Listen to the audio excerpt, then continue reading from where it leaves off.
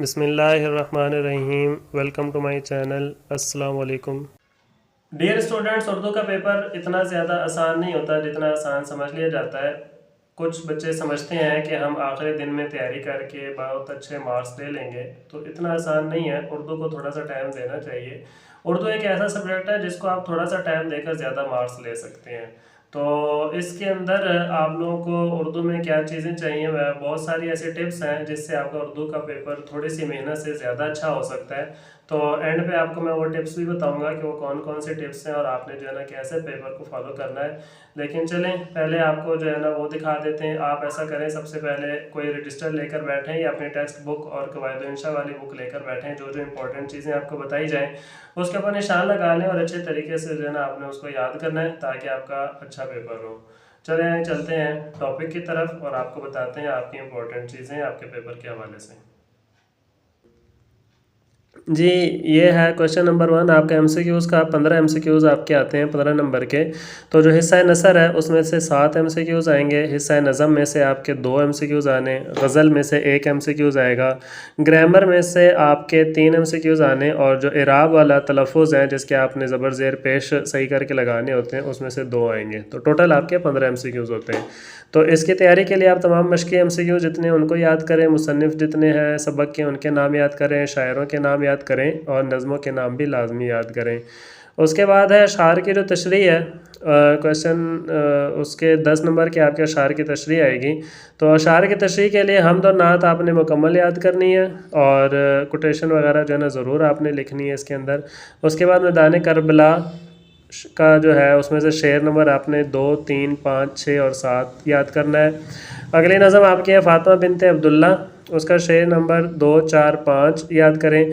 किसान जो है उसका शेर नंबर 1, 2, 5 और 6 याद करें। और इसके अलावा जो नज़में हैं वो माल गोदाम रोड वगैरह जो है वो बड़ी आसान सी है। उसके अंदर कोई ऐसी बात, ऐसा लफ्ज़ या ऐसा शेर नहीं है जिसकी तशरीह कोई बाकायदा बैठ के याद करके रट्टे लगानी पड़े। उसके बाद आपकी गज़लें हैं। तो गज़लें ऐसी होती हैं जिसके अंदर प्यार, मोहब्बत और इश्क की बातें होती हैं।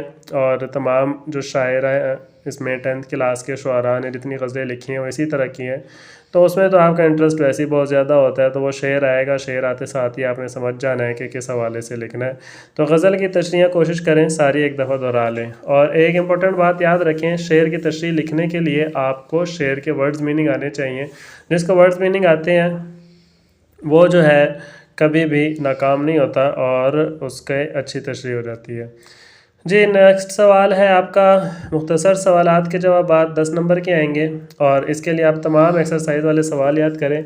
कुछ सवालात शायर के बारे में, मुसन्निफ़ के बारे में या उसके तारुफ़ के बारे में भी आ सकते हैं। और कुछ ऐसा अगर एनालिटिकल आ जाए तो कुछ आपके जो सबक है उसके नीचे कुछ फुट नोट दिए हुए होते हैं, तो उसमें से भी याद करने हैं।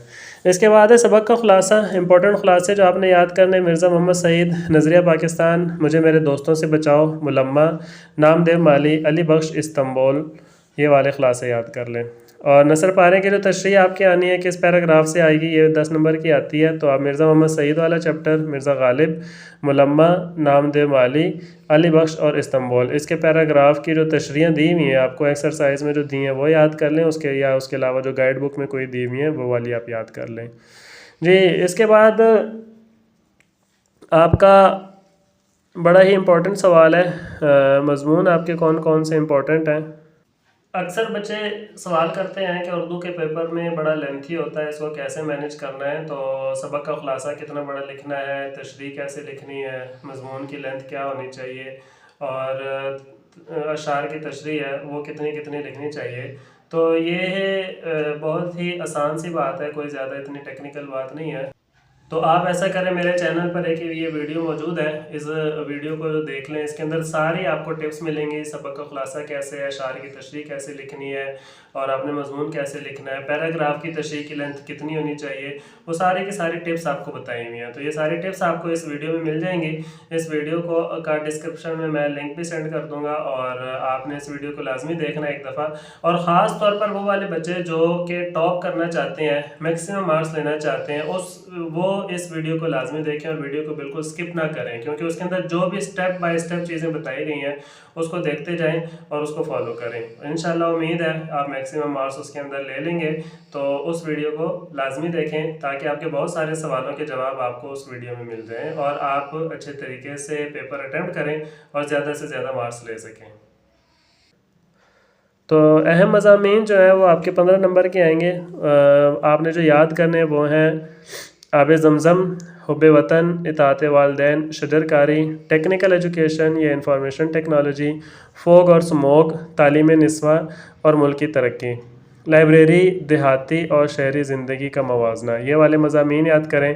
इसके बाद आपका जो सवाल है तफ़हीम इबारत वाला, ये 10 नंबर का बड़ा इंपॉर्टेंट सवाल होता है। वैसे तो ये बड़ा आसान पैराग्राफ आता है और आप उसको जो है ना अच्छे तरीके से कर सकते हैं, ऊपर क्वेश्चन देखकर ऊपर में पैराग्राफ में आंसर मिल जाते हैं। लेकिन फिर भी इबारत नंबर 1, 2, 4, 5 याद कर लें सॉल्व वाली, और जो मश्की इबारात हैं वो याद कर लें 1, 2, 3 और 5 जो अनसॉल्व्ड हैं। तो ये था आपका लास्ट क्वेश्चन। चैनल को सब्सक्राइब करना ना भूलिएगा, लाइक करें, कमेंट्स करें और दूसरों के साथ शेयर करें ताकि दूसरे भी इस वीडियो से फ़ायदा उठा सकें। मिलते हैं इंशाल्लाह अगले वीडियो में। अल्लाह हाफिज़।